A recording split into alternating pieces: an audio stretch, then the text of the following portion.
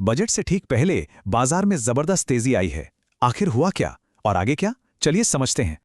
लगातार दूसरे दिन बाजारों में जोरदार तेजी दिखी और क्लोजिंग भी हुई दिन के हाई के पास। फरवरी सीरीज की क्या शानदार शुरुआत हुई है।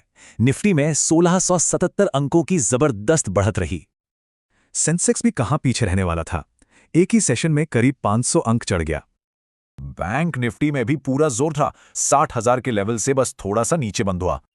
और तेजी सिर्फ बड़े इंडेक्स में नहीं थी, स्मॉल और मिड कैप स्टॉक्स तो मानो रॉकेट ही बन गए। तो सवाल यह है कि इस जोरदार रैली के पीछे आखिर है क्या? एक्सपर्ट्स ग्लोबल और घरेलू दोनों वजह बता रहे हैं। देखिए, डॉलर कमजोर है, ग्लोबल बाजारों से अच्छे संकेत हैं और ट्रेडर्स की हल्की पोजीशन ने बाजार को खुला रास्ता दे दिया। और एक बड़ी बात, 14 दिनों बाद एफआईआईज खरीदार बने। डीआईज ने तो बाजार को वैसे भी संभाल ही रखा था।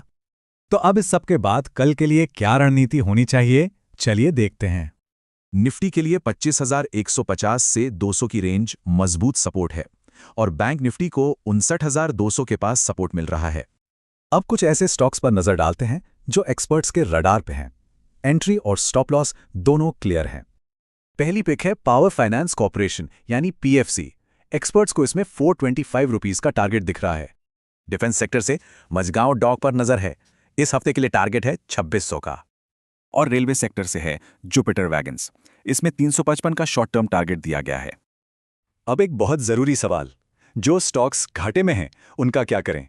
ये दुविधा बहुत आम है। सलाह यह है कि फंडामेंटल्स पर ध्यान दें और एक ही स्टॉक में लॉस रिकवर करने के बजाय कहीं और मौका देखें। तो सबसे बड़ा सवाल यही है, क्या बजट तक बाजार की ये रफ्तार बनी रहेगी? सोचने वाली बात है।